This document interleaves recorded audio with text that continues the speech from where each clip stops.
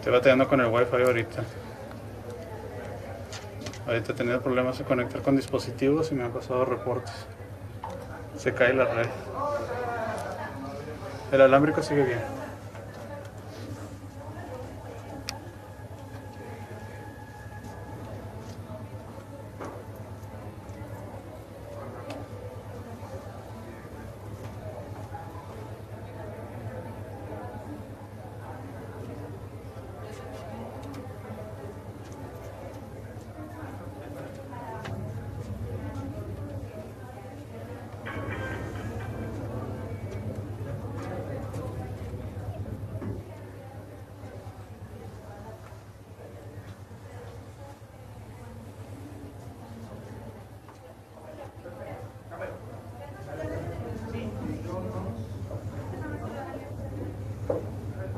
¿Cómo estás? Hola.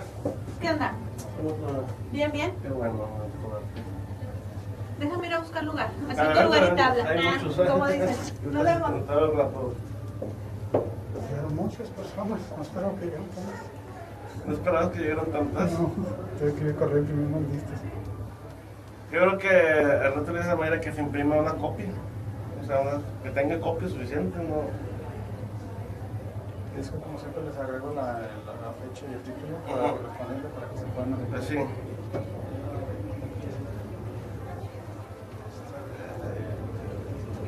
No vi quién es la primera para pegarle la foto. Ah, pues aquí está la persona que estaba coordinando. Y ahora espérate, el que pegar lo que está ahorita aquí. Ah, no, no. El próximo mes tiene la primera ponente para darle al fundador.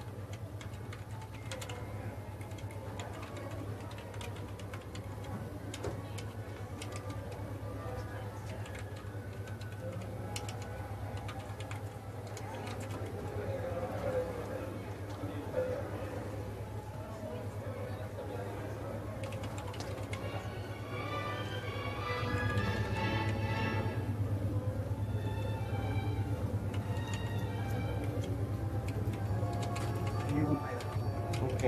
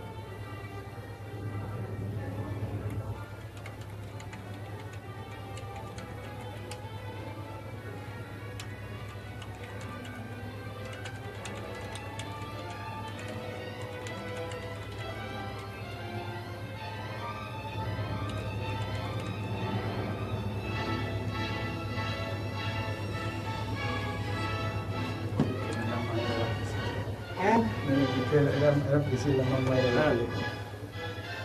Pero sí le dijiste a Mayra, porque se me hizo claro que no había llegado. Sí, también le envié un mensaje y hasta Priscila le recordó. No creía que era broma. ¿Ya viste? 12.298 alcances tenemos esta semana. Bueno, Sí, bastante.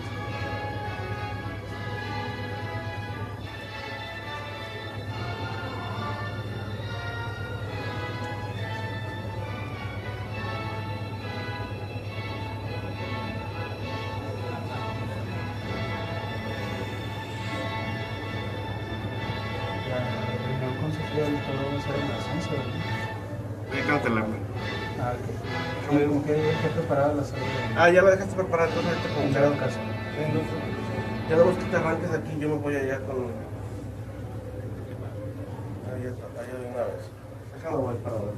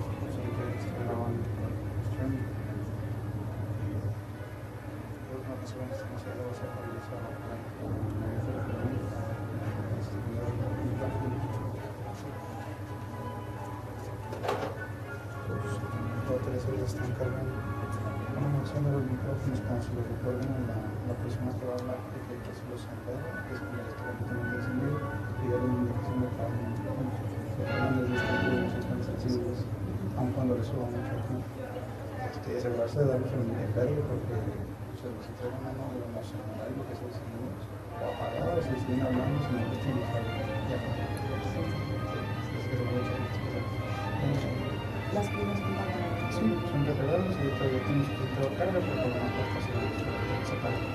Hay más micrófono, pero hay más micrófono. están marcando.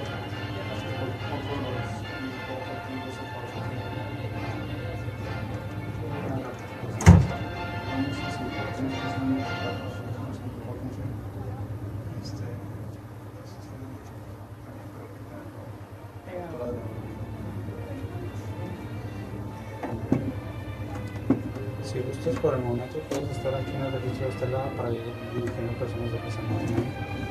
Si ves mucha gente acá, les puedes pedir que se hagan. El registro de la persona.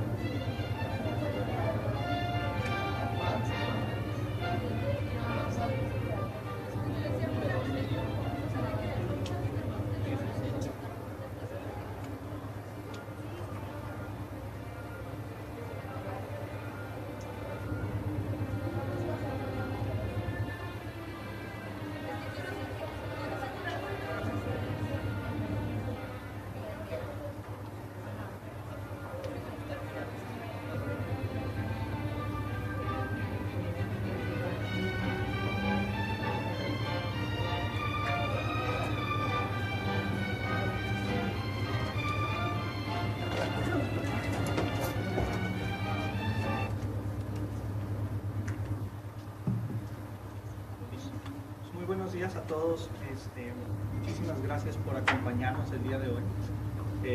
Tenemos el gusto de tener dos invitados muy especiales para platicar algunos aspectos importantes de la infección por Zika y el desarrollo de síndrome de Guillain-Barré.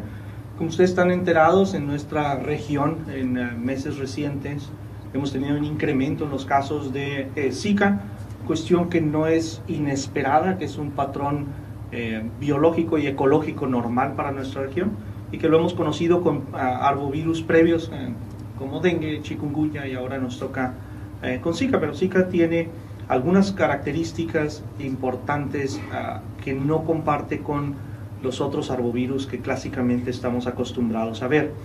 Esto nos hace estar en una fase de aprendizaje de mucho de lo que está sucediendo con nuestros pacientes, en especial Zika, ustedes saben, afecta predominantemente o con mayor severidad a los fetos en desarrollo, los cambios neurológicos y pacientes con Guillain-Barré dentro de sus manifestaciones principales. Viene con nosotros la doctora Elsa Villarino.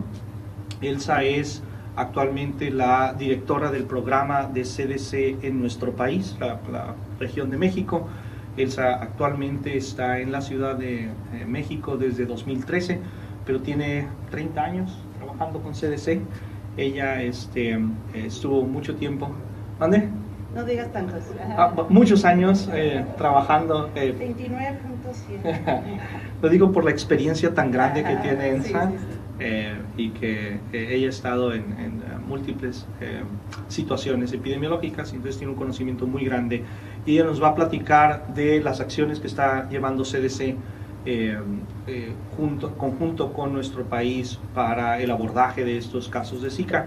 Y luego, después de esta plática, viene Ashley Shestinsky.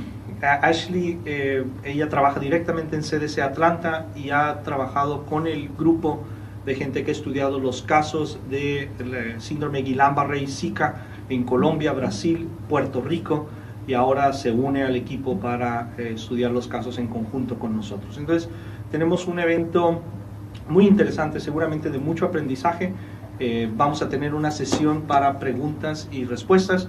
Elsa nos va a dar su plática en español, Ashley nos va a dar su plática en inglés, y vamos al final tratar de combinar en ambos idiomas la sesión de preguntas y respuestas.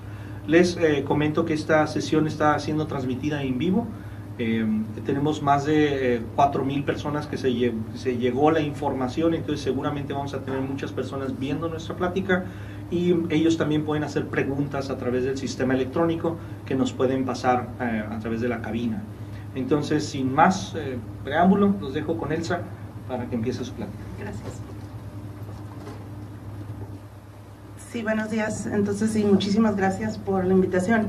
Normalmente, siendo un médico epidemiólogo, hubiera dedicado 2 minutos a darles una plática sobre la epidemiología del Zika mundialmente, en Latinoamérica, en México, pero decidí mejor usar el tiempo para explicarles un poco sobre el trabajo de CDC a nivel internacional, sobre el trabajo de mi oficina en México, porque yo creo que lo demás pues lo pueden consultar más fácilmente en página web del CDC o de la OMS, de lo que sea, mientras que yo creo que lo que les quería comentar yo difícilmente lo pueden encontrar con sus propios recursos, porque mucha gente todavía no sabe que existe como oficina. También les quería decir que mucha gente me dice, ay, qué bien habla español, y bueno, soy mexicana de padres mexicanos, nací en San Diego, California, pero me crié en Tijuana, Baja California, en donde fui a la escuela de medicina, a la UABC, me gradué. Después fui a hacer una maestría en salud pública en San Diego State University, y de ahí fui a hacer un programa de 2 años en CDC, hace ya muchos años, como dijo Adrián. Entonces, es un programa que se llama Epidemic Intelligence Service, EIS. Se oye un poquito como la CIA, ¿no? Más o menos, es un programa de epidemiología aplicada. La gente que postula para el programa es médicos o otros profesionistas en el área de la salud. Si no son médicos, deben de ser enfermeras o veterinarios, y en ciertas ocasiones tal vez con un PhD. Hay los criterios, todo esto está en la página de web, pero lo que se lo estoy mencionando es porque cada año aceptan entre 60 o 80 postulantes. Es un programa de 2 años y hay como 8 espacios para postulantes internacionales, porque si eres de los Estados Unidos tienes que tener tu licencia profesional de médico, en el caso de ser médico, y ciudadanía, pero tienen una capacidad pequeña cada año, y es probablemente a alguno de ustedes en algún momento les interese la epidemiología aplicada. Entonces mi interés de este día era precisamente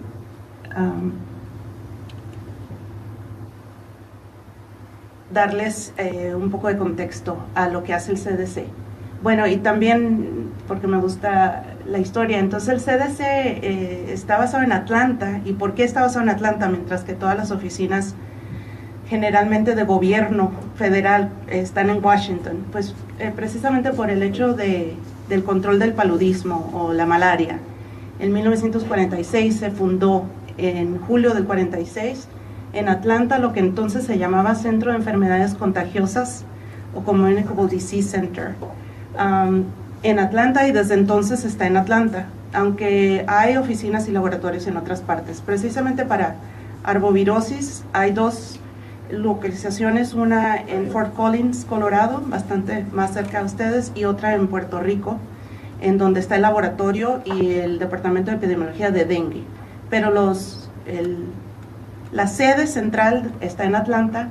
La misión por la que se fundó era a la vez sencilla, pero a la vez difícil, que era prevenir que el paludismo, que en los Estados Unidos ya en ese entonces estaba solamente localizado en el sureste del país, Nueva Orleans, Georgia, la Florida, eran los únicos estados que todavía tenían paludismo, el resto ya lo había controlado. Entonces se decidió poner ahí el instituto para que precisamente se hicieran acciones así de comprar palas y picos y rociadores y camiones y dar, pues controlar el vector, el mosquito. Y eso fue, ahí ven el presupuesto con el que se inició la agencia, cuántas personas se emplearon al principio, por qué se quedó en Atlanta, y el primer director que hubo, el doctor Joseph Mountain, él inmediatamente, casi que empezaron a combatir el paludismo a la vez, tuvo la visión de decir, esta puede ser una agencia de salud pública, y se extiende entonces sus responsabilidades a otras enfermedades contagiosas. Hoy en día también tiene una agencia para enfermedades crónicas, para enfermedades ambientales. El CDC es inmenso, ¿no?, en su capacidad, pero sus orígenes son enfermedades infecciosas. Y desde 1947 pasó de estar en el centro de Atlanta. Atlanta no es un lugar que la gente va de visita muy normalmente, a menos de que conozcan o tengan algo ahí, o hayan ido a las Olimpiadas del 96, para los que ya habían nacido en el 96. Pero desde muy tempranamente, un ciudadano muy importante de Atlanta, que es el dueño de la Coca-Cola, le donó el espacio para la construcción de las oficinas del CDC. Una donación simbólica. El CDC pagó una cantidad pequeña y se donó el campus, donde todavía lo pueden ir a visitar, y tiene como un museo enfrente muy interesante, porque para entrar a las oficinas se tienen que tener muchos permisos, pero para la visita guiada pueden ir a ver la casa de lo que el viento se llevó, pueden ir a ver la montaña Stone Mountain, y pueden ir a ver el museo de Atlanta, el museo de CDC en Atlanta. Pero estoy un poco jugando, ¿no? El CDC pues es una agencia clásica y muy importante dentro del Departamento de Salud y Servicios Humanos, o HHS. Las otras agencias en este departamento incluyen la FDA, el NIH, HRSA, que es para atención directo, y el CDC es la agencia de salud pública, está en Atlanta por lo que ya expliqué. Tiene programas de entrenamiento, ya les hablé del EIS, y también funda programas en otros países. Cuando el CDC empieza el trabajo en el país, se denomina FETP, por Field Epidemiology Training Program. México ya tuvo su Field Epidemiology Training Program en México en los 80, y hoy en día es la residencia de medicina preventiva por medio de la Dirección General de Epidemiología en la Ciudad de México, que está avalada por la UNAM. Tienen que igual hacer aplicación como cualquier otra residencia. Entonces aquí están algunos de los hechos más sobresalientes de cómo el CDC pasó de ser una agencia con un enfoque bien doméstico, bien para Estados Unidos, a un enfoque internacional. Casi se fundó en el 46 y ya para el 50 hizo su primera entrada en el mundo de salud internacional, pero nomás fue a Canadá, ¿no? Pasó algo en Canadá, y CDC fue a asistir en el trabajo de control. Pero las que le puse en anaranjado, por ejemplo, son para indicar, ya les hablé, el FTP que se creó en México en 1985, el primero en el mundo fuera de los Estados Unidos fue en Tailandia en 1980. Lo más importante de aquí que quiero que vean es que la mayoría de las acciones del CDC han sido en países mucho más remotos de lo que estamos aquí con México y Estados Unidos. Estamos hablando que por ejemplo, siguiendo la tradición de que el CDC ayudó al control de malaria en Estados Unidos en los 40s, en los años 70 fue a Kenia a ayudar al control de malaria y sobre todo el problema de malaria resistente a los antipalúdicos. De ahí muchos de los trabajos se hacen en países que necesitan bastante apoyo asistencial y de desarrollo. Entonces están en países en África, países en el este de Asia, que tienen problemas de salud diferentes, sistemas de salud diferentes, y algunos de ellos han ido independizándose de la potencial ayuda del CDC. Tailandia es muy buen ejemplo de un país de medianos ingresos en el cual el CDC tenía una presencia grandísima al principio y muy reducida hoy en día. Aquí en México, fuera del FTP, que fue en los 80s, y todavía hay gente que se graduó de ese programa aquí en México, nunca había habido oficina del CDC hasta que se fundó conmigo en el 2013, y es diferente que las colaboraciones que tenemos en otros países, porque aquí, como dijo Adrián, es más ser un enlace, una coordinadora de recursos que existen en los dos países. Aquí no hay necesidad de fundar un Instituto Nacional de Salud Pública, ya lo existe y de muy buena calidad. Entonces la relación del CDC con otros países se amolda a lo que se necesita. Claro, en México lo más importante pues es nuestra cercanía, que compartimos enfermedades, población y demás. Entonces, globalmente los CDCs en respecto a su visión y objetivos para la salud global es obtener mejor salud, mejor vida para todos, independientemente de qué parte del mundo vivas. Los objetivos pues que se cree capacidad, que el propio país pueda atender a sus propios ciudadanos, es un motivo también de seguridad nacional, es un motivo de impacto de salud, y nuestra misión principal es proteger la salud del pueblo estadounidense, porque somos una agencia federal del gobierno estadounidense. Sin embargo, la salud del mundo es la salud de todos, ¿no? Es lógico que ciertos problemas de salud te van a afectar más, sobre todo en nuestra Norteamérica, ¿no? Específicamente yo pertenezco a una división que se llama División de Migración Global y Cuarentena, basada en Atlanta, con oficinas en San Diego, California, en El Paso, Texas, y la mía que está en Ciudad de México. Y tenemos como visión mejorar y promover la salud del inmigrante y los residentes de los dos países, y prevenir la propagación de enfermedades contagiosas de importancia para la salud pública en la región de Norteamérica a través de ciencia, colaboración como la que estamos teniendo hoy, política, preparación y respuesta.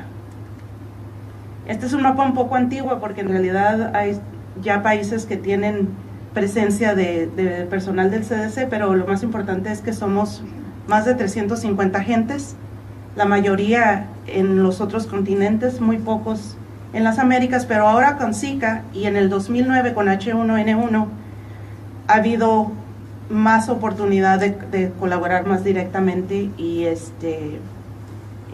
ahí pueden ver en diferentes colores si es que son colaboraciones que se crean al momento para la situación o colaboraciones que se mantienen en el país para lo que vaya pasando, irlo modificando.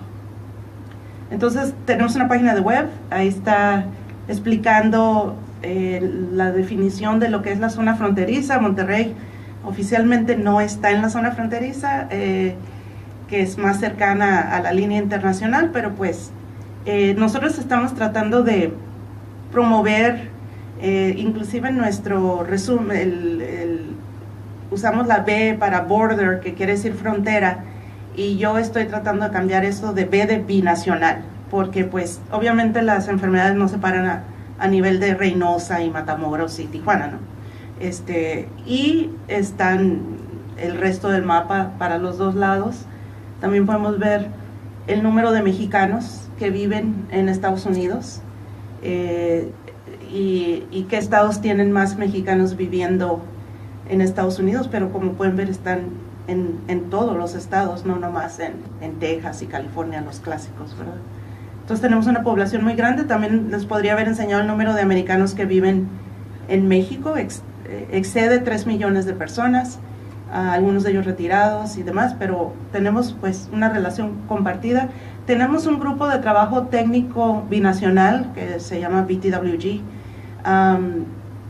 que nos reunimos mensualmente por teléfono. Es personas interesadas en este tema de salud binacional.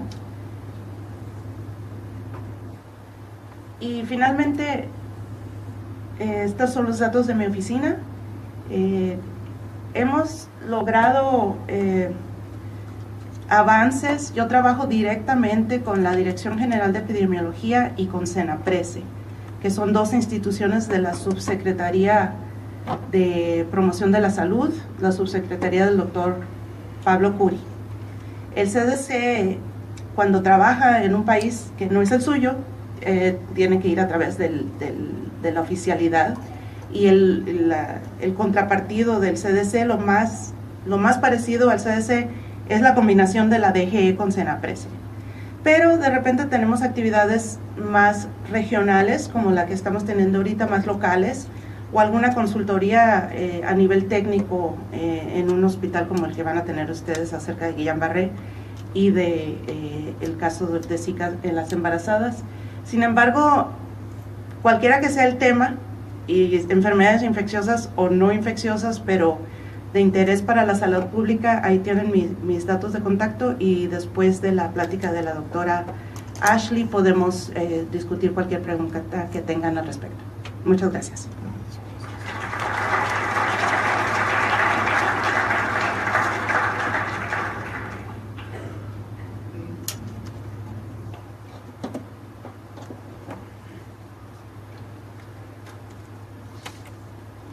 Buenos días. Mi nombre es Ashley Styczynski. I apologize for my lack of Spanish. They told me the language to learn was French because nothing ever happens in Mexico or South America. So I'm very pleased to be here today. So I really appreciate those who asked me to come speak. I realize I was the second choice. Jim Savar, he is possibly the world's only neuroepidemiologist and has decades of experience in this. And I've had the opportunity over the past year, though, to join him in the Guillain-Barré investigation specifically related to Zika. So unfortunately, Jim could not be here today. He sends his regrets. He would have really liked to meet all of you, but I am left to present on his behalf. So I wanted to talk a little bit about our experiences of what we've learned related to Guillain-Barré in the wake of Zika virus. And this primarily comes from information that we've gathered from Brazil and Colombia, and also our experiences in Puerto Rico. This is just a really quick background to make sure we're all on the same page, but I'm sure this is review for everybody. But just to remind us all that what Guillain-Barré really is that it's an autoimmune polyneuropathy that is often para or post-infectious in nature. There are several different variants of it, some that are demyelinating, some that are more axonally focused. And the baseline worldwide incidence of what we expect to see for Guillain-Barré is about 1 to 2 cases per 100,000 people per year. We also know that there tends to be an increasing incidence with age, as age is the only known risk factor for Guillain-Barré, and that there tends to be a slight male predominance. We really only have 2 objective diagnostic modalities to use in Guillain-Barré, otherwise it's primarily a clinical diagnosis. The first of which is the cytoalbuminologic dissociation related to the cerebrospinal fluid, where we see an abundance of protein in the absence of cells. And the second objective diagnostic we have is the electromyography and the nerve conduction studies. And where these really come into play is helping us differentiate between the subtypes. but it is also critical that if it's performed too early, it can be surreptitiously normal. So we have to take that into consideration when interpreting these studies.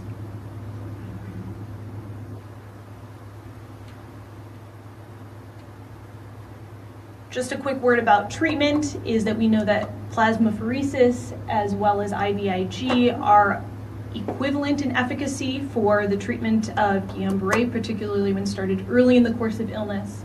And we know that corticosteroids have been contraindicated as a result of them showing that they've led to a slower recovery and a higher rate of relapse.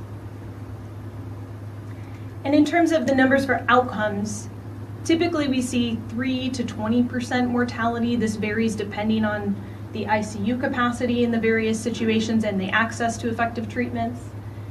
And the primary causes of death are nothing unique to Guillain-Barré, but rather a factor of the neuromuscular dysfunction through causing things such as respiratory failure, autonomic dysfunction, aspiration, and deep vein thrombosis. We also know that about 5 to 30% of people will have a residual disability for life.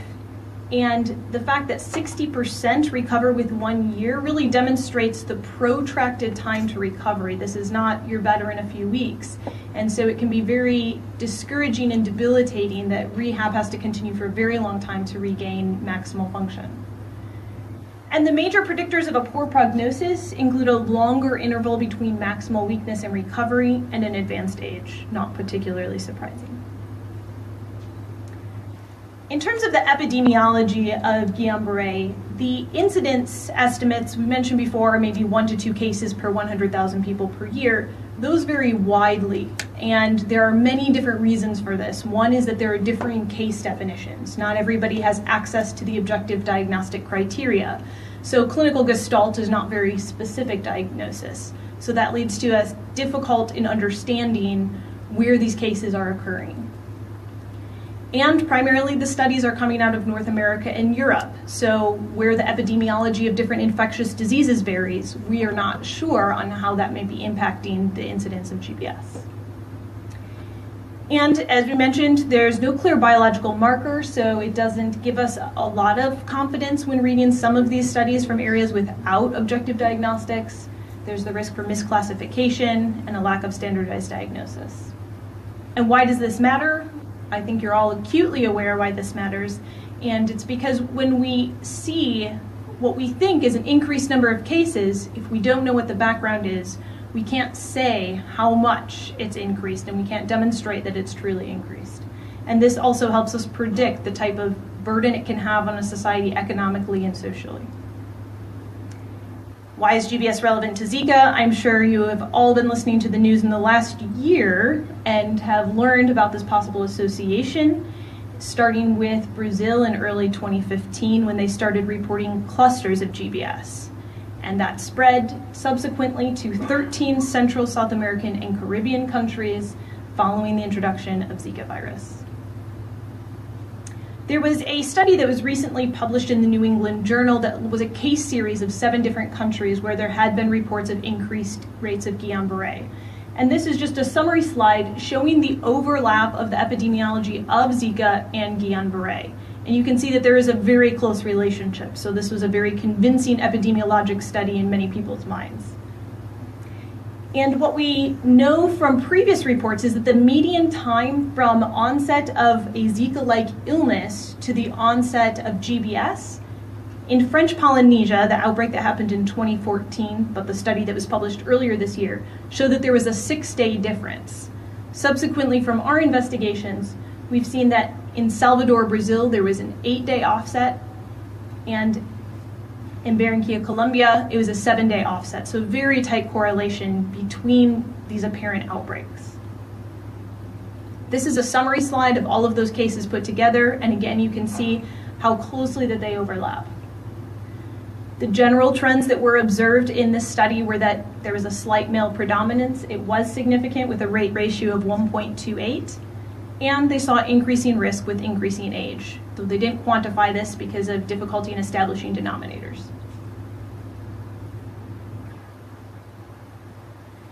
And this table just reports what the relative increase in Guillain-Barré cases were observed in these countries. And I realize these numbers are very small, but the relative increase was reported anywhere from 100 to 900%, which sounds surprisingly shocking. However, when you consider what they reported as their annual cumulative incidence of GBS, it's much lower than what we would expect from a worldwide incidence, where they're reporting rates of 0.3 cases per 100,000 people per year.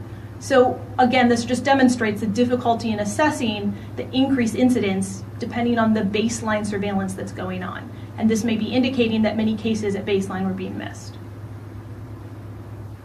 So now I want to talk a little bit more of the specifics of what we've learned through our case control investigations in Brazil and Colombia. The first question we had to ask is there really an outbreak of Guillain-Barré? Outbreaks of Guillain-Barré are very rare, so this was an important first step in order to be able to confirm what was actually going on. And in order to confirm these cases, we needed a valid case definition that we could apply across the board. And we opted to go with the Brighton collaboration criteria, which was established by a group of experts meeting by a WHO convened committee to really determine what is Guillain-Barré. And we included people who met levels 1 to 3 of diagnostic certainty, which we'll visit on the next slide about what those are. And this allowed us to have a standardized way of identifying cases in multiple countries based off of medical chart information. And these cases were primarily identified through retrospective chart reviews. So this was a couple months after the fact. So the Brighton collaboration criteria for GBS, level 3 being the lowest level that we included, is primarily a clinical diagnosis with the usual parameters that we see related to GBS. That it's an acute onset of a bilateral symmetric weakness, that it leads to decreased or absent deep tended reflexes, and that there's a monophasic illness pattern with maximal weakness between 12 hours and 28 days, followed by a clinical plateau. Level 2 includes the cytoalbuminologic dissociation component, where you have more protein than cells. And level 1 includes the electrophysiologic findings that are consistent with GBS. Level 2 can be if you don't have CSF findings, but you do have the electrophysiologic studies, that can be exchanged out. Level 4 and 5 are primarily not included because of a lack of documentation or that there is another diagnosis that may be more likely to explain the patient's symptoms. And so level 4 can be particularly challenging in the setting of a retrospective identification of cases because it relies on documentation that's in the medical chart to sufficiently make the diagnosis. So when we looked at the confirmed cases over time, we saw that there were very discrete outbreak periods in both Brazil and in Colombia, leading us to consider that there might be a single source causing these increasing cases of Guillain-Barré. We also juxtaposed this data with what was going on, what was the lay of the land at the time, how were other arboviruses circulating in the community. And places such as Brazil have regular ongoing surveillance for things like dengue and chikungunya, so we tapped into those surveillance systems. And then they had implemented recently a suspected Zika. Granted, these cases were not laboratory confirmed, this was just based off of clinical assessment. But we found a very striking difference in the rates of suspected Zika compared to their usual dengue and chikungunya, which were not significantly above baseline. And our investigation began approximately 6 months after the fact, which will become relevant later. Similarly, in Colombia, we saw much higher rates of Zika than either dengue or chikungunya. These two outbreaks with Guillain-Barré were much more closely aligned than what we saw in Brazil. And our investigation was approximately 2 months after the primary outbreak. When we looked at the number of cases by age, it was very interesting at how closely related the incidents were in both Brazil and Colombia, and that we did see this very striking increase. Now, I had mentioned that this is normal for Guillain-Barré, that you do see more cases with increased age. However, the slopes of the curves here were much steeper than what would be expected, possibly suggesting that during Zika-related outbreaks, that older populations are at even greater risk of possibly developing Guillain-Barré. We also looked at distribution between the sexes, and we found more cases among men than women, although with our small sample size populations, they were not statistically significant difference. We looked at the disease characteristics generally of Guillain-Barré that were reported in the medical chart. They were very typical, pretty much the ascending bilateral weakness picture. We did see a surprising amount of facial weakness in Brazil, but that didn't pan out in Colombia. Time from symptom onset until nadir was a little bit shorter than what would usually be expected at 6 days in Brazil and 4 days in Colombia. In regards to the patients who were put into the intensive care unit, we found that there was a very big difference between Brazil and Colombia, but upon review of the medical charts, Colombia had much more capacity, so they put people in the intensive care unit sort of prophylactically just to watch them. But in either case, it was around a third of the patients ended up requiring mechanical ventilation, which is in line with what is usually seen for Guillain-Barré. And in terms of the case fatality rate, fortunately it was quite low in both countries at 6%, which we attribute to the fact that a large majority of the patients did receive early treatment with IVIG in both countries. The next question we sought to answer is, so what is the etiology of the outbreak? And that's really the benefit of doing a case control study so that you can have a systematic evaluation of these possible associations.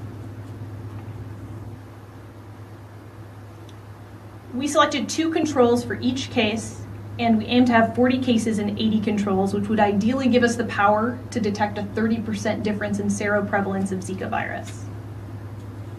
We selected neighborhood controls so that they would be at similar risk of being exposed to a variety of diseases, and we picked people from generally broad age categories because we wanted to eliminate age as a possible confounder since we know it is a risk factor for Guillain-Barré.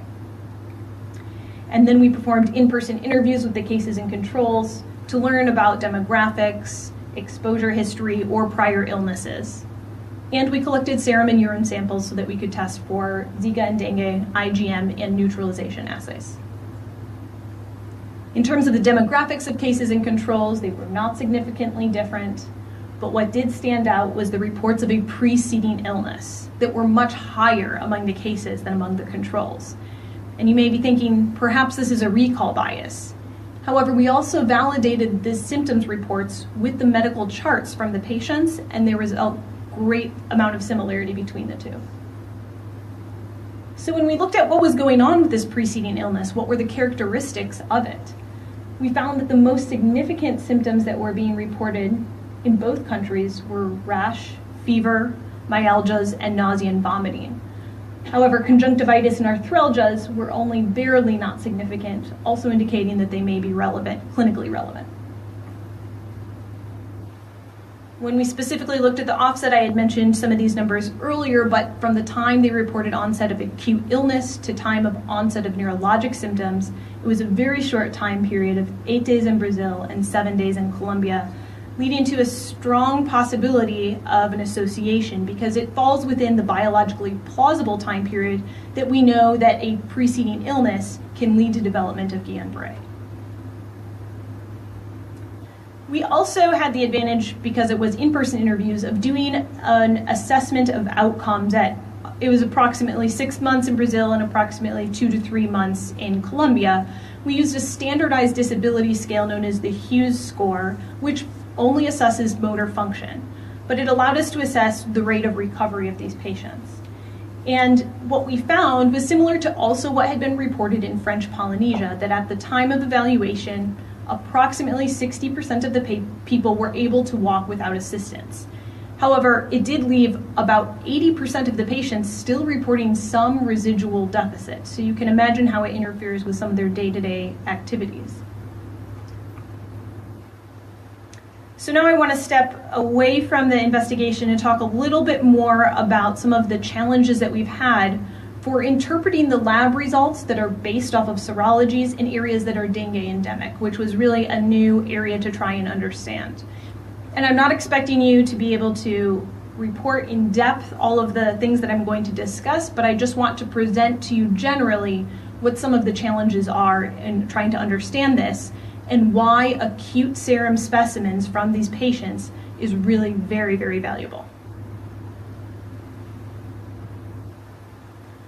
So there are many different types of laboratory interpretations that are available to use. Nobody has quite decided on what the right one is. One definition is based off of the neutralization assays and looking at a relative difference. If it is a 4-fold greater difference for one flavivirus than another, then perhaps that was the most recent flavivirus infection. And so you really have two components to it. One is the IgM component that tells you, was this a recent infection? And the other component is the neutralization that confirms what type of infection it was.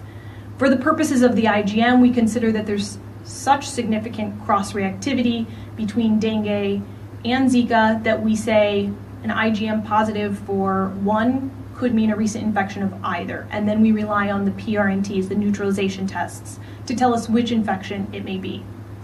Now, this is complicated by the fact that we don't really know how long these IgMs remain positive. We know typical IgMs may be up to 12 weeks out. However, there is precedent with things like West Nile virus, which is another flavivirus, to have IgM positivity even years after the infection. So it's a little bit flawed in interpreting that as well. However, if we assume that Zika was just introduced in 2015, we can say that any evidence of Zika virus infection, perhaps based off of the neutralization tests, was at least within the past year that the infection occurred. This is another laboratory interpretation, and this is based off of what was published in an MMWR article at the beginning of June. And this really requires that in order to make a distinction between dengue and Zika, that you must absolutely have no evidence of exposure to one or the other. So in general, most people in this category will get qualified as recent or prior flavivirus infection. Some of the advantages of that are that it helps us if there is the possibility of dual infection, that we're not ruling people out because we're assigning them just one diagnosis. And when we apply these different definitions to the data from what we found in Brazil and Colombia, you can see that either way, the majority of people just end up being a flavivirus, but you get a little bit more granularity in the 4-fold definition, although that might be sort of a false confidence if there is the possibility of dual infections.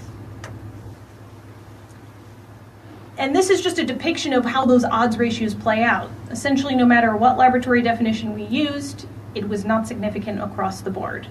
And this leads us to several different possible conclusions. One is that the rate of infection of both cases and controls was so high that we didn't have a big enough sample size to detect a difference. Another possibility is that the labs themselves are not developed enough to allow us to be able to see real differences because of how much cross-reactivity there is, particularly in areas like Salvador, where dengue seropositivity is as high as 90%. The third possibility is that it may be that people who have symptomatic Zika infections are really more at risk, and it's not Zika infections in general. And what supports the idea of that is that when you combine the symptoms plus the laboratory definitions, you do find some significant differences between the cases and controls. So this may be telling us something about the immunologic status of cases who are being infected with symptomatic infections that are predisposing them to go on to develop Guillain-Barré. So what we learned from the case control studies is that there was a significant geotemporal clustering of Guillain-Barré cases, and that as Zika was introduced into an area, that was when we saw the increase in Guillain-Barré cases, and similarly as Zika went down, cases of Guillain-Barré went down. We also saw a strong correlation of Zika-like symptoms shortly before the onset of neurologic symptoms. And the laboratory data, though limited, may be suggestive of Zika virus infection, specifically in patients who have a history of Zika-like symptoms. So now I want to step away to talk about surveillance for Guillain-Barré more broadly, because we'd mentioned at the beginning about how in order to understand whether you have an outbreak and to really be concerned about the epidemiology, you have to know what is going on from a baseline standpoint and what is going on from an outbreak standpoint with your cases of Guillain-Barré. So in order to establish surveillance, there are the two components: the retrospective component, which is often accomplished through medical chart review and applying a very specific case definition to the data that's in the medical chart. And then there is the prospective surveillance that might be performed in just a few key institutions where there might be referral hospitals with lots of patients coming in, and you can follow them over the course of their illness, collecting additional data, such as PCR data, electrophysiologic data. And that really requires active participation of many engaged clinicians, everybody from infection control nurses to neurologists, to be consistently reporting these cases so they are being followed. And so critical to either component of surveillance is having a very good understanding of what is Guillain-Barré, who is a case, and how is this data being reported. And it has to be reported in a standardized way so that people reviewing the forms can understand what makes this person a case. And with the prospective surveillance, one of the key components is really the collection of specimens at the first presentation of the patients so that they can undergo PCR testing to allow for greater confirmation that's just not available with serologies. And a review of local arbovirus activity can be useful, as I demonstrated to you in some of the graphs earlier that were going on, so that you can get an epidemiologic perspective of the lay of the land. This is just to show the amount of staffing that can go into actually carrying out successful surveillance. It's not something that can be easily done. It requires a lot of different players at many aspects of the system, including somebody who's heading it up, who's reviewing the case forms, who's educating other clinicians. It involves hospital administration to be on board with this, to be supportive. It requires infection control nurses to be helping to make these case report forms available and to be submitting them to a central location. And it requires physicians completing the case forms on all of their suspect patients. And also public health support staff to be analyzing the data, and laboratory personnel to be able to process all of the specimens. So I wanted to talk a little bit more about the type of laboratory capacity that's required, because there are many components to consider. What biologic specimens are going to be used to define a case? Is it going to be based off of PCR, and is that PCR going to be from any specimen? Is it going to be serum, urine, CSF, whole blood, saliva? And then considering whether serologies are useful, and that can be determined by the local epidemiology, and whether neutralization assays would be useful, because those can take a significant more amount of time and financial investment. And whether it's important to look at other infectious diseases that maybe not all of these Guillain-Barré cases are being caused by an arbovirus. Perhaps there is a Campylobacter infection, or perhaps everybody received a certain type of vaccine recently. And whether other diagnostic specimens might be useful, and maybe they don't seem quite as relevant in the acute setting, but maybe it would be really helpful if we had archived samples to be able to go back and look about anti-ganglioside antibody testing. Perhaps that could tell us something about the disease mechanism.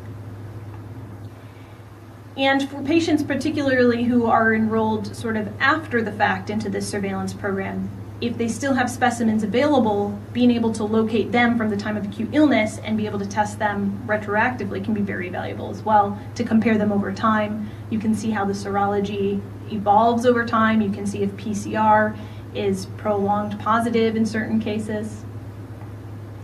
And there has to be a laboratory point of contact to really coordinate all of this, because it does take a big effort that requires a lot of coordination. And it can be a significant financial investment, and so that's also why the hospital administration needs to be involved to decide, do we have the resources to be able to carry out this type of surveillance, and how many people are we going to include? Is it everybody who's symptomatic? Is it just pregnant women? And so that might be dictated by what resources are available. And then there's the possibility of doing in-house testing versus outsourcing to somebody else to do the testing for you. And this depends on things like what assays you're interested in performing and what type of staffing is available at your own institution versus at other institutions. Are the laboratory supplies in sufficient supply?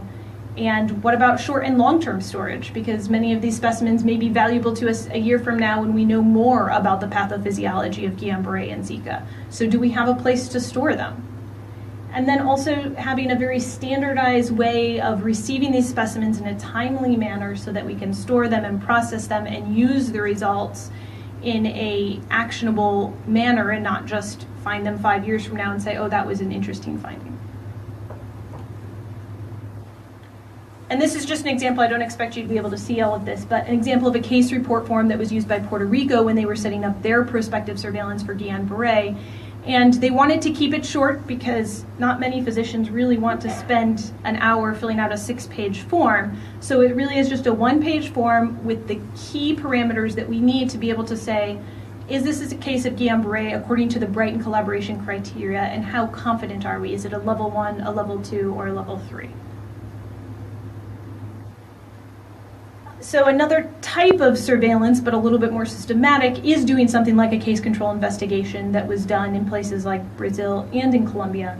And what this requires is, again, case validation through a standardized report form. It requires control ascertainment. Where are you going to find your controls? Maybe part of our problem in Brazil and Colombia is that our controls were too similar to our cases, and so that's why everybody was being exposed at a similar rate. And then case and control and enrollment, and this can be a procedure that takes a long time because you have to be going out into the neighborhoods and knocking on doors and finding healthy people who are willing to participate in the investigation. And in-person interviews to assess all of the risk factors and exposures that you might be interested in, and a collection of biologic specimens for doing things such as serologic testing, and acute serum specimens. If you can go back to some of these hospitals and say, do you have any specimens from any of these patients who were admitted maybe a month ago? So some of the logistics are that you really have to have dedicated personnel who are full-time engaged in being able to carry out this study. And are you going to do this study sort of cross-sectionally, or are you going to do it prospectively? In Puerto Rico, they do it very prospectively. As soon as a patient's enrolled with Guillain-Barré into the hospital, they go out and find controls for this person. Whereas in Brazil, since we were doing it after the fact, it was more sort of a cross-sectional approach where we had to go back and review all of the medical records.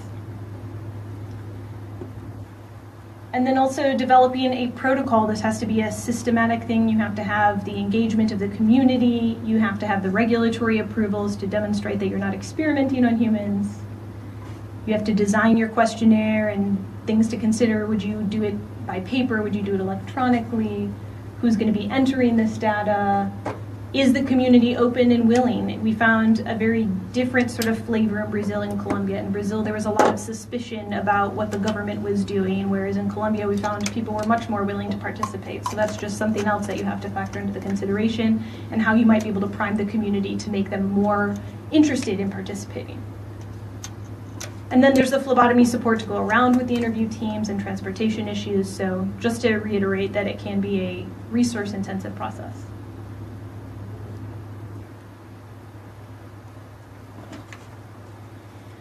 So that is the conclusion of my presentation. Thank you all for your attention during this time, and I'm happy to answer any questions related to these case control studies or about Zika and Guillain-Barré in general. Thank you.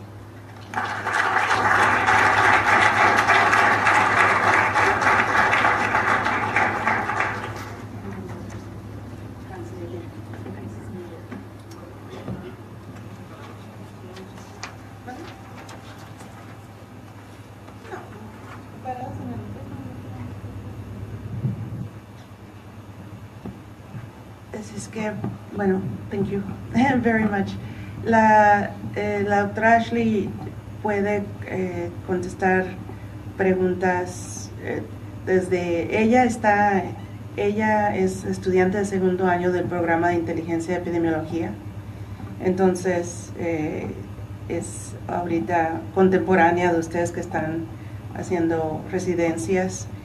Va a ir ahora a hacer un fellowship en enfermedades infecciosas a partir de julio de este año, y conoce de CDC, es internista, es epidemióloga, ha trabajado mucho en Zika en particular, que es algo nuevo para todos nosotros, así es que por favor pregunten lo que gusten, y entre ella y yo estoy aquí más para traducirle, pero para ayudarles un poquito, no sé.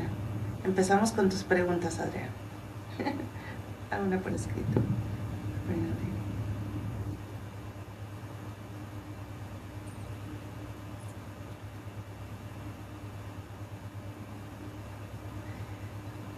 yo creo this would have to do with incubation period. So, es una pregunta acerca de qué riesgo tiene una mujer embarazada, aquí en este caso una mujer de embarazo 2 meses. Si te dice que la picó un mosquito hace un mes. Entonces, yo creo, si puedo descifrar la importancia de conocer lo que es un periodo de incubación, ¿no? I'm going to approach it a little bit. No todos los mosquitos son aedes, no todos los aedes están infectados con el virus del Zika, no todas las picaduras causan transmisión del virus del Zika entre la saliva del mosquito y la persona. Y finalmente, hay un periodo de incubación. Si te pica el mosquito y en un mes no has desarrollado enfermedad, puede ser que o seas una enfermedad asintomática o seas o no estés infectado, etcétera, ¿no? Entonces, creo que lo que me demuestra a mí es que lo que sí tenemos que hacer mucho es educación sobre la prevención.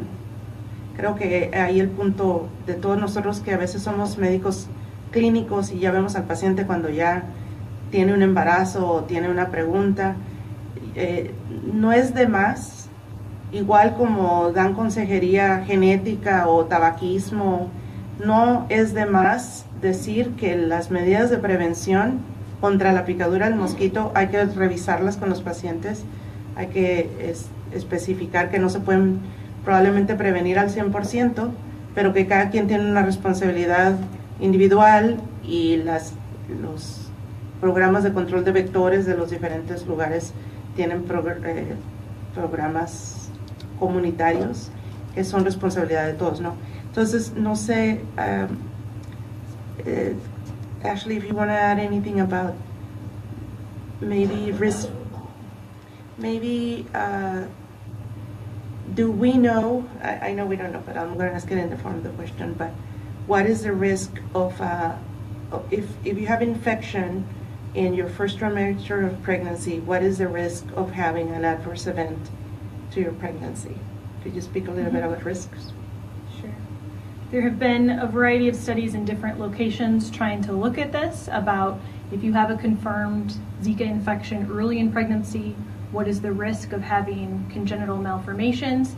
And it's been sort of all over the board, everywhere from less than 1% to up to 30%. So we obviously don't have a lot of confidence in being able to say exactly what the risk is, but we know it's bad. And so that's why prevention is really key in so many of these situations. But even after the fact, close surveillance throughout the pregnancy, to be doing regular ultrasounds and follow-up, is really important for these women. Y no sé si finalmente obtuvimos personal de otros hospitales o miembros de la sociedad de neurología, sociedades profesionales de neurología en la audiencia, pero yo les quisiera preguntar a ustedes para iniciar la discusión, si ahora tienen aquí un hospital, el hospital universitario, que sí tiene la metodología para el diagnóstico de laboratorio, tanto el PCR como recientemente el IgM para Zika y también para dengue. Entonces, ¿existe interés o han visto aumento de casos de Guillain-Barré, los cuales, de ser posible, pudieran reportar, pudieran evaluarse con la metodología diagnóstica? No sé, a lo mejor todos ustedes son de este mismo hospital y no hay, pero sí me gustaría que alguien comentara o alguien que conoce del tema.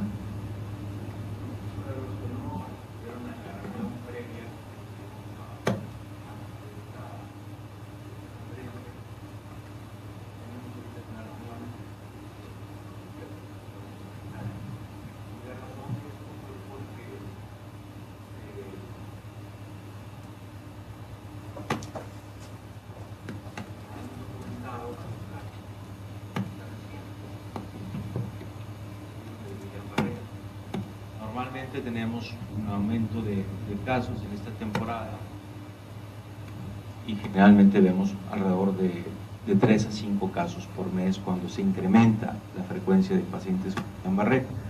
Pero vimos en el mes de noviembre fueron 7 casos en un solo mes, y nos llamó la atención como en 3 meses vimos más de 10 casos en forma rápida, de los cuales pudieron ser confirmados por el abordaje de los médicos residentes 3 casos con PCR positivo. Y eso provocó la inquietud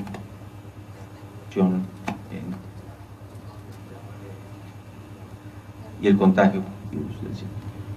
Y no, efectivamente no vimos grandes diferencias desde el punto de vista clínico en cuanto a Guillain-Barré, pero puede destacarse que también tienen un corto de aparición de la debilidad entre los primeros síntomas y la debilidad generalizada, como ocurrió en Brasil y en Colombia. Y además son pacientes con un pronóstico relativamente bueno, no son pacientes que les va más mal con el Guillain-Barré, son casos muy parecidos a los ya presentados. Y pues se está haciendo un esfuerzo entre el Departamento de Infectología, Gastroenterología, Epidemiología y nosotros de tratar de contribuir con la información de los casos. Se comentan si hay otros hospitales que hayan notado algo, no sé. Pero, digamos, iniciativa, pues podemos mencionar lo que ha pasado en el hospital universitario. Si quieres agregar algo, Alejandro. Sí, pues esto salió la semana pasada, ¿verdad? De la semana pasada ahora se armó todo esto por el interés que teníamos en los casos de, pues en la epidemia que tenemos de casos de Guillain-Barré. Pero digo, sabemos que no somos los que tenemos el mayor número de pacientes, esos los tiene el Seguro Social o las instituciones. Entonces, yo creo que sería bueno después involucrar a las instituciones de salud, que son los que realmente tienen el volumen muy grande de pacientes, para que todos los casos que vean de enfermedades neurológicas, no nada más de Guillain-Barré, de neuropatías, polirradiculopatías, como mencionamos hace rato, la mielitis, que se pudieran concentrar en este lugar para poder hacer los estudios de diagnóstico de los virus, de los arbovirus, ¿no? Y de esa manera ya llevar a cabo en conjunto con el CDC el protocolo de diagnóstico de los pacientes con problemas neurológicos. Pero la fuerza que daría el CDC es lo interesante, es decir, convocar a las instituciones y decir, oye, pues aquí podemos trabajar en conjunto.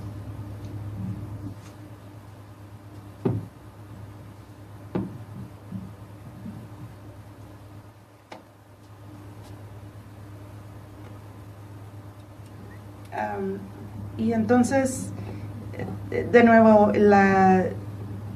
realmente yo creo que Ashley repetiría lo mismo. Estamos muy impresionados, yo estoy muy impresionada por todo el trabajo que se ha hecho ya. O sea, el hecho de que tengan muestras ya procesadas o algunas esperando a ser procesadas, de que se hayan puesto en comunicación directamente con su departamento de infectología, epidemiología del hospital. Yo creo que eso ya demuestra que estamos hablando de una institución que está interesada y que puede ser el líder en su comunidad de otros hospitales, inclusive si no llegaran a tener una respuesta positiva de los otros por cualquier cosa, cuestiones de prioridades y tiempos y demás.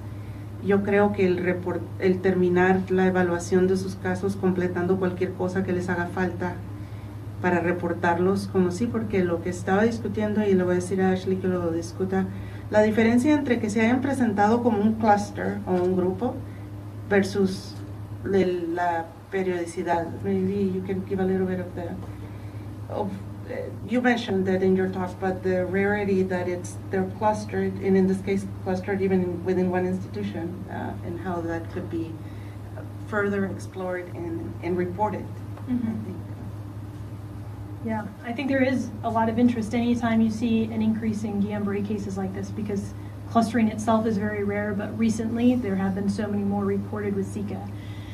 The clustering that we were seeing in places like Salvador and Barranquilla were still even though it was much higher than what they would expect to see, it was still a pretty rare event. We were still seeing something in the order of about 7 cases per 100,000 people per year. So those excess cases really came from a collaboration of 10 to 15 institutions, and that's for a population size of a couple million. So it does require a lot of sort of coordination, because fortunately it's still rare, but unfortunately it's in unprecedented rates. ¿Cuál es, perdón, doctor Adrián, cuál sería el denominador de la población que se atiende en este hospital? Y ya vimos uno de los ejemplos, por ejemplo, venía de Reynosa, Tamaulipas, pero me imagino que este hospital tiene estadísticas de cuál es su base de pacientes, o sea, si atiende a 500,000 o cuál, ¿no se podría saber de eso?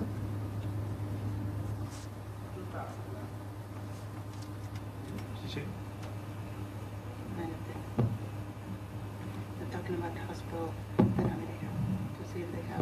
Bueno, Nosotros tenemos una población muy grande. Nuestro hospital es de 500 camas, pero la población que atiende no nada más es del estado. Tenemos 23,000 egresos aproximadamente por año. Atendemos población de todos los estados colindantes. Entonces, el servicio real que damos en la región es a una población que oscila entre los 2 millones de personas. Pero el servicio a los estados colindantes es mucho más grande, ¿no? La verdad es que es incalculable qué población exactamente atendemos, pero debe andar en el orden de 2 millones de personas.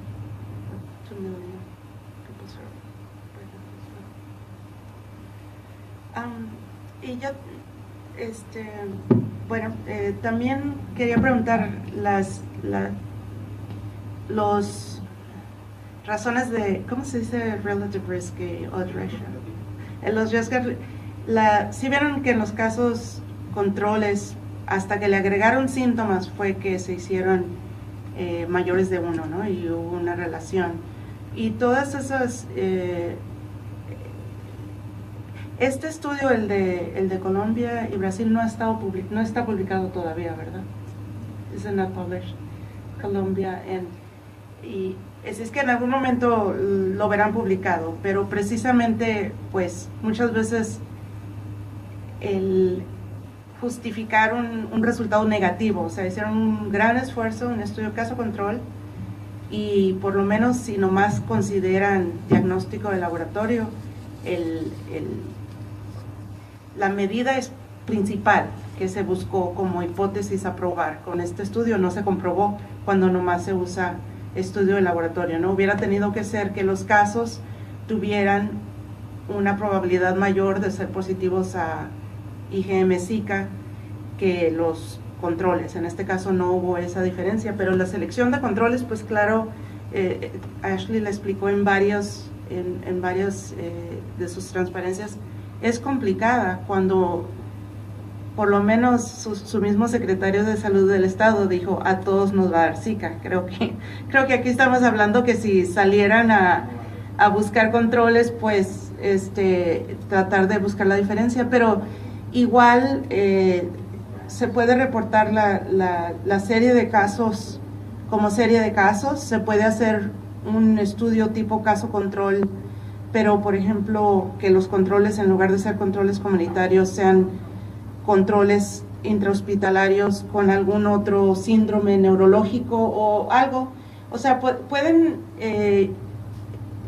adaptar la metodología de los protocolos que se han hecho y hacerla específica para lo que están viendo en su hospital, y si pueden colaborar con otros hospitales, y finalmente utilizar a la doctora Ashley, al doctor Jim Saver, a mi oficina para ponernos en contacto, para seguir preguntando y desarrollando la metodología de investigación, que es una cosa bastante interesante, creo yo, importante.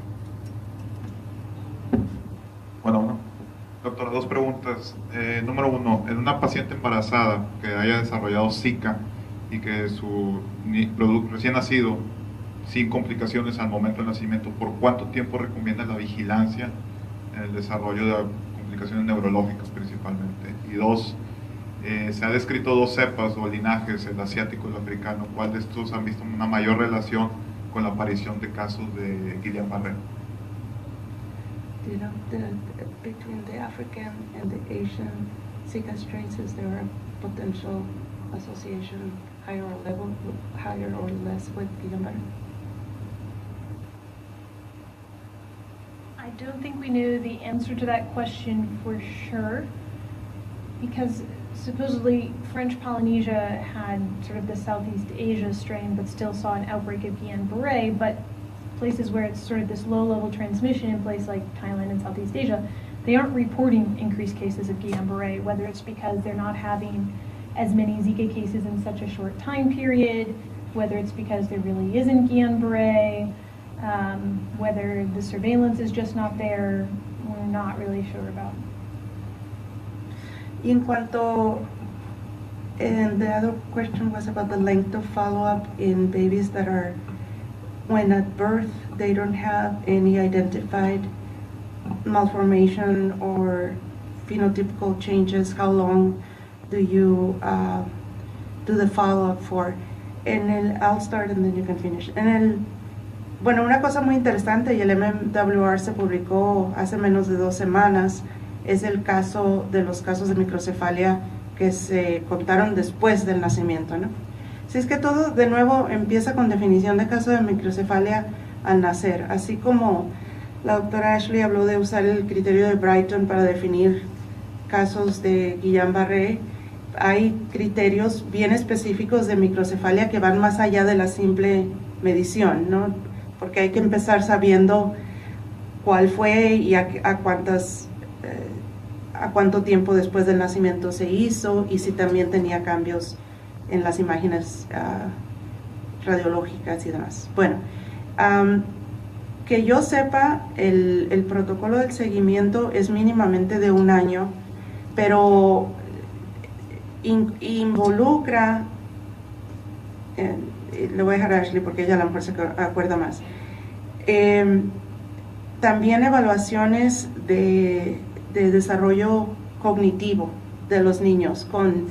Estamos teniendo, participé en una discusión, hay varios cohortes de mujeres embarazadas o niños que ya han nacido en diferentes lugares, Guatemala, Colombia misma, y ya están un poco más adelantados que México porque esos nacimientos ya están, entonces esos niños ya están en seguimiento. Hay ciertas pruebas evaluativas que requiere que el niño ya haya tenido 1 año o lo que sea y los conocimientos y demás, por lo que creo yo que va a ser mínimamente 2 años, incluye cierto evaluación de efectos cognitivos y no nomás cambios físicos y morfológicos. Pero do you know the exact length of follow-up that children are supposed to have? Is it 1 year, 2 years, or? Well, Brazil has decided they're going to do 3 years. I don't think anybody knows exactly what the right answer is, because we don't know, does it matter when they were infected in the pregnancy? What about, at the end versus the beginning? So it's hard to say, and you have to decide whether you're going to follow them as a cohort or you're just going to sort of see after the fact at like various time points how people are doing, and that can be dependent upon resources and how many babies are affected. So it's probably going to have to just be a local decision. Gracias. ¿Cuántos, yo sé que hacen los ultrasonidos de alta resolución, cuántos hacen durante el embarazo si hubo un caso de Zika diagnosticado, y lo hacen tanto en los que salieron PCR positivos como en los que salieron negativos, pero alta probabilidad de que es Zika por su presentación?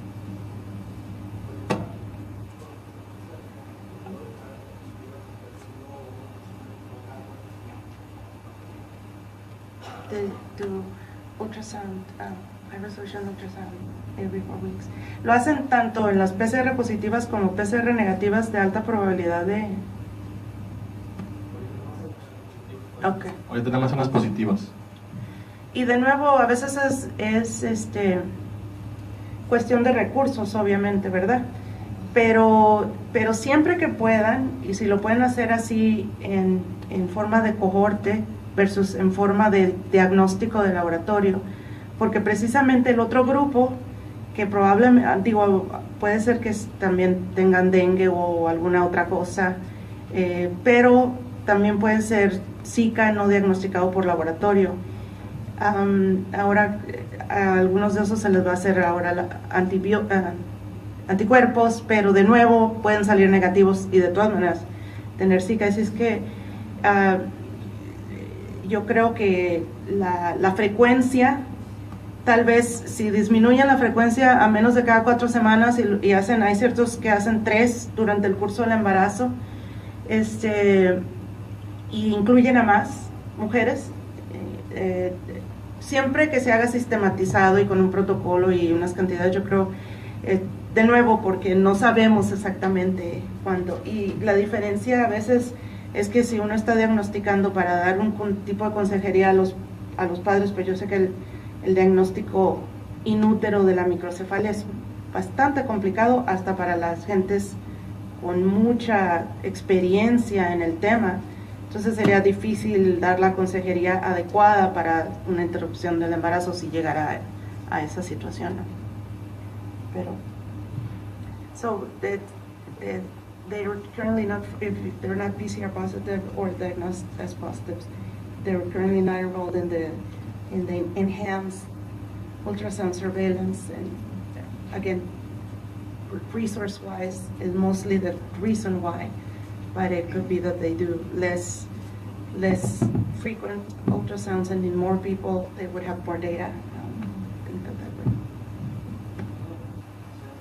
Sí, claro. No. Sí, perdón. Ahí había una pregunta que está desde hace un rato. Yes. O sin micrófono. Lo puedo hacer sin micrófono, no hay problema. Sí. Bien, más que nada, 2 comentarios y una pregunta. El primer comentario está relacionado con la situación relacionada con la vigilancia epidemiológica y con la participación del sector oficial en México y en el Estado. Sabemos la problemática que hay en la Secretaría de Salud, que es la institución rectora, sobre todo con aspectos relacionados inclusive con la definición de caso. Y hablamos desde definición de caso de un paciente con Zika o una enfermedad exantemática, que incluso están trabajando en eso, pero creo que ahí hay todavía mucho que trabajar al respecto para que se pueda fortalecer la siguiente etapa, que es la vigilancia o el estudio de la situación de Guillain-Barré o del síndrome de Guillain-Barré. Segundo comentario, una propuesta, porque quizá esta pudiera ser la solución, el esperar a que en algún momento determinado se pudiera tener una investigación que permitiera tener una información global, estatal, en la que nos pudiéramos dar cuenta de la línea basal de la incidencia de Guillain-Barré, implicaría cambios en el sistema muy importantes. Pero creo que una alternativa de solución pudiera ser la integración de una red de investigación de los hospitales o bien de las instituciones de salud, junto con las instituciones académicas, que creo que esa es la participación de la academia importante en ese sentido, para poder entonces sí realizar estudios de esta naturaleza con la infraestructura que tienen, por un lado, las áreas universitarias que tienen servicios de salud, hospitales, pero también con las instituciones del Seguro Social, del ISSSTE, etcétera, inclusive los hospitales privados. Esa pudiera ser una alternativa de solución. La pregunta va enfocada al CDC a lo siguiente: ¿existe la posibilidad de que hubiera fondos internacionales o para aplicación internacional que permitieran que Nuevo León, en particular, por ejemplo, el hospital universitario o la universidad misma, pudiera ser ese líder para promover esa red de investigación y tener estudios de esta naturaleza, y que incluyeran no solamente el componente del fortalecimiento de capacidad hospitalaria para diagnósticos, sino también acciones relacionadas inclusive con educación y con estudios hacia la comunidad? Esa sería una pregunta para el CDC. Bueno, el CDC como tal no tiene fondos. Qué bueno que hice énfasis lo de que es una agencia del gobierno federal americano, ¿no? Para su trabajo internacional normalmente depende de establecer esas relaciones de colaboración.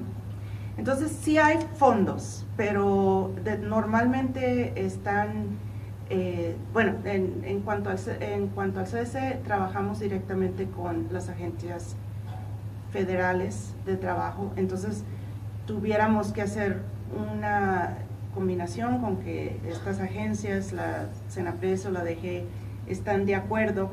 Se ha adelantado mucho, le voy a decir, en el área del control vectorial. Será porque cuando ya nos ponemos a decir en humanos es otra cosa, ¿no? O sea, todo el mundo estuvo de acuerdo en colaborar y utilizar fondos de Estados Unidos y de México para abordar el tema desde el punto de vista de prevención y control vectorial y muchas cosas. Y siempre que ya estamos en el ámbito de ya hospitales y universidades que no son parte de la Secretaría de Salud, es más complicado. Sin embargo, yo pienso que es como esa película de que si lo construyen ya vendrán, o sea que, no sé si se acuerdan, a lo mejor estoy demasiado antigua, pero que alguien construyó un campo de béisbol, ¿no?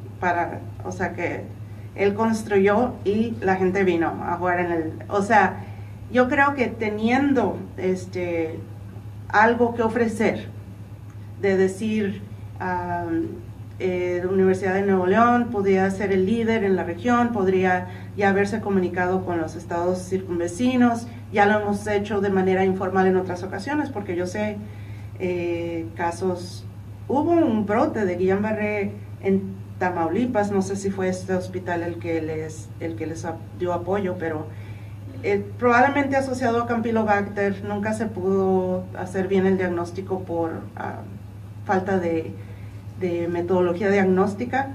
El INDRE la tenía antes y ahora ya no la tiene. Hay varias cosas que si por ejemplo, utilizando la justificación de este clúster de Guillain-Barré, si se unen como una fuerza regional y con un líder, podríamos buscar, y no nomás del CDC, sino de otras agencias tal como el Border Health Commission y otras cosas. El CDC, una cosa que sí se nos facilita más es el apoyo en cuanto a los diagnósticos, porque el CDC siendo un laboratorio de referencia internacional, y en realidad el CDC es de los laboratorios de la red que se llama LRN, que son laboratorios super especializados. El INDRE es uno de esos, es el único fuera de Norteamérica y en Canadá, Estados Unidos, y en todas las Américas está el INDRE. Entonces podemos, por ese lado, reactivos de laboratorio y cosas, es más fácil, menos complicados y menos, ya que cuando se refiere a la investigación en sí y el uso y personal para apoyar este tipo de acciones, eso es más complicado. Pero por lo menos yo creo que en laboratorio sería algo que podríamos seguir explorando la relación. Do you know anything about funding sources for efforts? In terms of CDC support, we've been able, at least in Colombia and Brazil, to offer the laboratory testing and providing some supplies, but primarily the support of all the personnel who are involved comes from within country. Eso va mi comentario, ¿sí se escucha ahora? Sí. Les platico en breve las acciones que hemos tomado en el hospital. En el hospital desde hace varios meses estamos en una vigilancia activa de casos de Zika. Por ejemplo, con la gente de ginecobstetricia tenemos vigilancia activa y seguimiento a todas las pacientes embarazadas que están siendo diagnosticadas con Zika. Ellos abrieron una clínica de embarazo en Zika en particular y tenemos una colaboración con ellos directamente, ahora con neurología y estos casos de Guillain-Barré, y parte de la intención de esta reunión es que tengamos criterios unificados para poder determinar qué casos están relacionados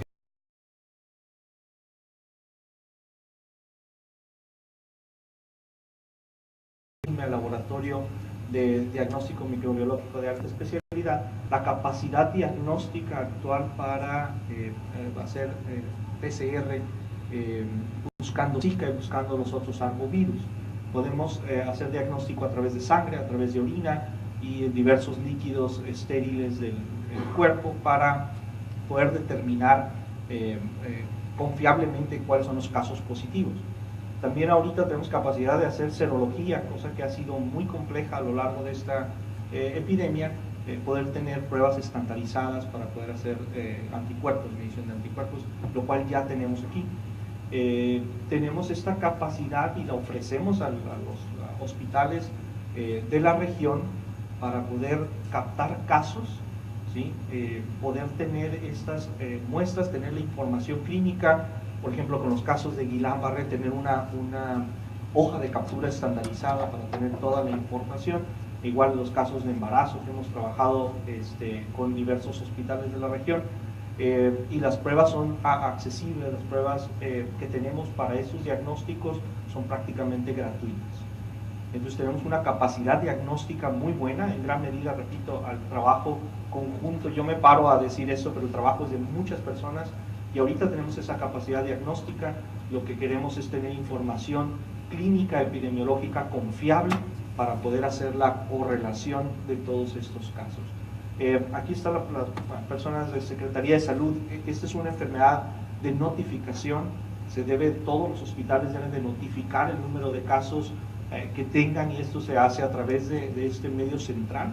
Y también eso es importantísimo para el registro de los casos y el comportamiento epidemiológico que tenemos. Entonces, esta es una enfermedad que nos involucra a diversos departamentos y servicios, a diversas instancias para poder tener una información confiable de todos los casos que estamos teniendo en la región.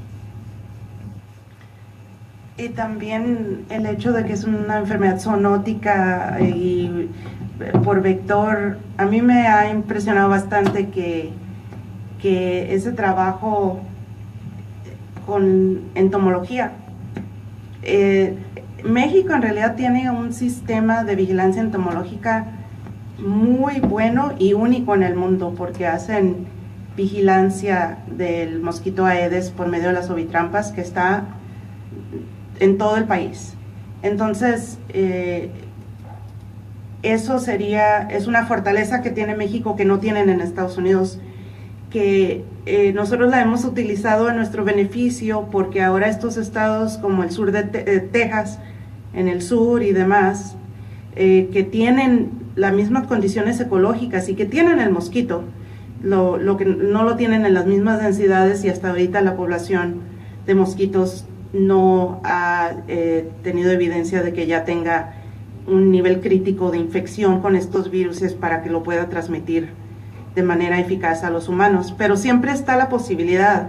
Entonces, cuando está la posibilidad de eso, es algo que vamos a empezar un proyecto este año con Senaprece y el CDC, pero desde el punto de vista entomológico, trabajando en el área de Hidalgo County y Reynosa, Tamaulipas, para compartir actividades en este área de control de vectores. Todo, aunque eso directamente a veces no nos compete mucho como clínicos o médicos, cualquier acción que se haga en cualquier de otras disciplinas, todo cuenta para mostrar que sí se puede, o sea, sí se puede trabajar juntos, sí se puede compartir recursos, sí se puede compartir información. A veces hay mucho celo de que si los datos son del país y que no hay que compartir, o las muestras de laboratorio. Con uno de ustedes ya estaba hablando acerca de...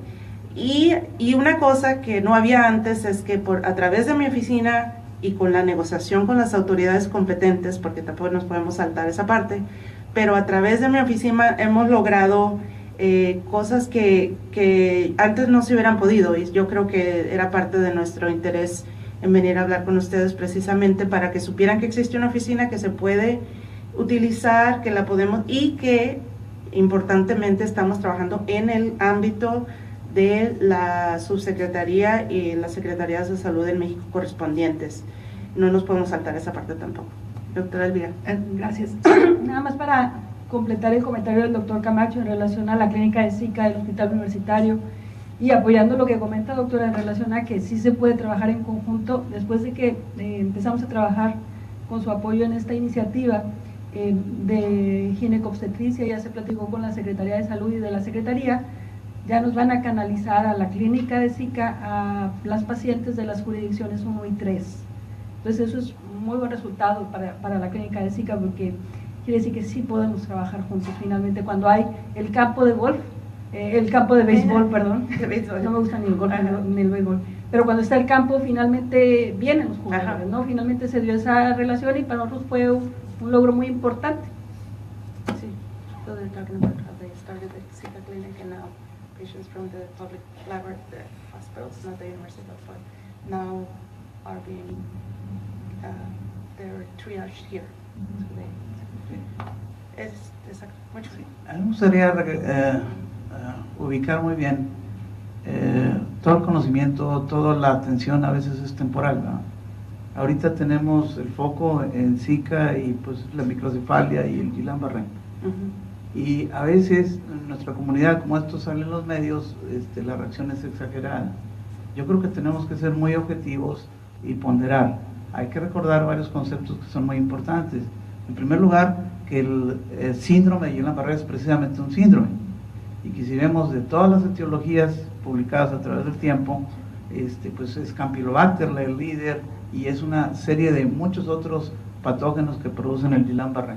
Entonces creo yo que no debe ser tampoco una exageración de que todos los Guillain-Barré automáticamente van a ser Zika. Tenemos que ser muy objetivos y no alarmar a la población en ese sentido, ¿verdad? Definitivamente vamos a ver algunos casos que están relacionados con Zika, no sabemos cuántos, dependerá de los estudios en su medida. Pero nos lleva al punto precisamente educativo, ¿verdad?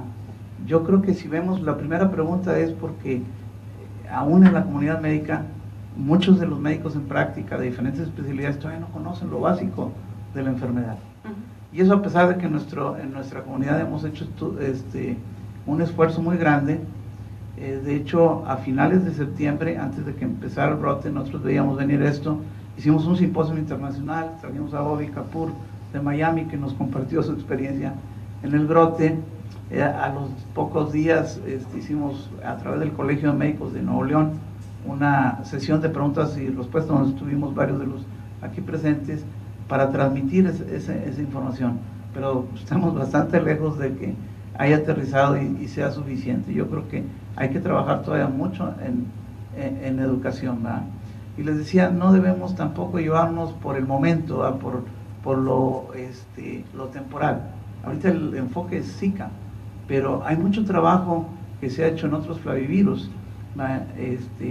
Aquí en bioquímica, en el departamento de bioquímica, hay la infraestructura para cultivar virus del dengue, ya los tiene, y hay un aislamiento que ya hicimos de virus de Zika. Hay infraestructura molecular que permite construir árboles filogenéticos, ¿verdad? En fin, o sea, nuestra facultad afortunadamente es una institución muy grande y tiene historial probado con publicaciones en esta área, y yo creo que todos estamos en el mismo camino, estamos en el mismo bote, ¿verdad? Creo que es muy importante, sin embargo, pues creo que es responsabilidad de todos los médicos, cuando aterricemos esto con nuestros pacientes y en nuestra comunidad, ser objetivos, ¿verdad? Y no dejarnos guiar por la emoción y porque todo ahorita es Zika, todo es Zika. No, creo que hay que tomarlo en serio, hay que hacer los estudios pertinentes, pero todavía nos queda un largo camino y no debemos de crear un pánico innecesario. Sí, so it was mostly about balancing the correctness and following scientific methodology and being able to report, but also not unnecessarily alarm because we don't know all that is related to Zika. Yo estoy totalmente de acuerdo, e inclusive en cuanto a la Secretaría de Salud en México, pues la vigilancia se llama de arbovirosis, y en realidad yo pienso que esa posición siempre ha sido muy buena. Tal vez Audrey al principio dijo el chiste de que ella le dijeron mejor aprende francés que español, porque aquí no va a pasar nada, así puede ir a trabajar a Haití o a la Polinesia Francesa y demás. En México y en Latinoamérica, pues la Lo que sí podemos contribuir a saber más, conocer más sobre la epidemiología de estos virus, como el hecho de que el dengue ya ha estado circulando por muchísimos años, y para eso sí tenemos muchísima información, y tienen los serotipos y cuál es el más prevalente en cada año. O sea, la información del dengue es súper abundante, muy rica y muy buena en este país. Y del Zika pues sabemos muy poquito, pero yo estoy completamente de acuerdo con que la importancia de todo es mantener un buen balance, una buena metodología científica, descartar las otras probables causas que a lo mejor son, aún en este momento que tienen un brote de Zika, todavía siguen siendo más probables como causa, abordarlo como síndrome, podría ser cualquiera. Tenemos armas que no teníamos antes, el trioplex, el hecho de que los corren al mismo tiempo, Zika, dengue y chikungunya, pues nos ayuda como una arma, pero no es tampoco un diagnóstico definitivo. Yo, cuando estábamos revisando los casos, 3 de los 10 casos de Guillain-Barré, el hecho de que todavía están positivos para Zika en PCR, o sea, podría existir la posibilidad de que les hubiera dado Guillain-Barré por cualquier otra cosa, y un día antes de ingresarse al hospital, no, 4 días antes de ingresarse al hospital. O sea, todavía hasta a ese grado podría ser que no es. Pero sin embargo, obviamente que estamos hablando ya que si se documenta sistemáticamente y no se tiene evidencia de otra cosa, y conforme al patrón de epidemiología que se ha visto en otros lugares, que los clústeres de Guillain-Barré siguen al clúster de Zika, pues yo creo que en todo caso lo pueden reportar como una posible asociación. Y de ahí, pero yo lo que me gusta a mí, aunque yo entiendo que a veces se le hace sobreénfasis a lo nuevo y se olvida de lo viejo, digamos, y en todo caso en este sería el dengue, es que tenemos que aprovechar ese movimiento político y ese interés y esos fondos que hay ahorita para Zika, porque así somos, tenemos que ser oportunistas, sin olvidarnos de hacer buena ciencia, ¿verdad? Y de hacer lo mejor para nuestros pacientes. Yo sé que los casos que se diagnostican aquí en el hospital, si no están confirmados, por ejemplo, por el laboratorio estatal o por el INDRE, ¿a quién se los reportan? Pues esas son ya políticas muy internas que sería muy difícil discutirlas aquí, pero para decirle que estoy completamente de acuerdo con usted, pero a veces es el momento, la oportunidad política la que nos mueve, y en ese sentido yo creo que sí debemos aprovecharla. It's about not forgetting the other, doing good science and not forgetting that we could do work on the area of vector control diseases, and not forget the other reasons that could be associated. Bueno. ¿Cuál es la recomendación del CS en cuanto a la lactancia materna en madres infectadas con recién nacidos sin evidencia de infección? Did you breastfeeding recommendations? Right now, I don't believe that there are any recommendations on that, but my area being Guillain-Barré, it's possible that there are other developments that I don't know about yet. I think in the MMWR, it does not contraindicate breastfeeding, pero ninguna de las dos estamos absolutamente seguras.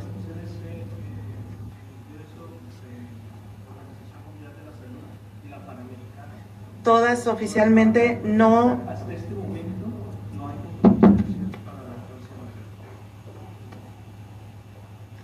Lo que sí, ese reporte de los 13 casos, were they in Brazil, the 13 cases of microcephaly diagnosed after birth? Were they all Brazilian? Ese reporte sí está muy interesante. Nadie está sugiriendo, obviamente, que fue infección posterior al nacimiento, ¿verdad? pero el hecho de que, recordando que todo es un síndrome y que cuando empieza, y por ejemplo, la microcefalia para producirse y al grado de realmente ser una ausencia de cerebro, quiere decir que tuvo que ser una infección temprana en el embarazo, ¿no? Pero la presencia del virus durante el embarazo y que tanto es como un caldo de cultivo que hace la madre embarazada, puede haber áreas en el bebé o en la mamá que tengan, que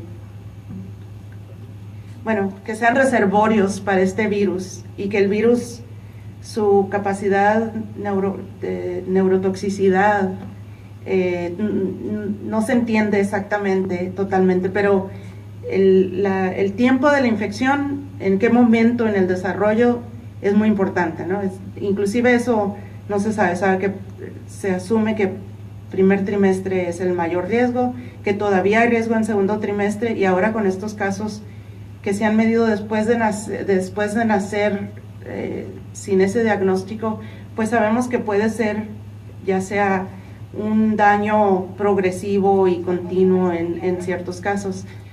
Por lo cual yo creo pero sería muy difícil asumir que una reexposición a través de la leche materna podría agravar este proceso, ¿no? Yo creo que normalmente sería, ni siquiera con VIH, ni en ningún momento la OMS ni la OPS en países con incidencias altísimas de VIH, nunca se atrevieron o nunca hubo el consenso de recomendar suspender la leche materna por el costo-beneficio de leche materna versus probabilidad de transmisión de alguna infección.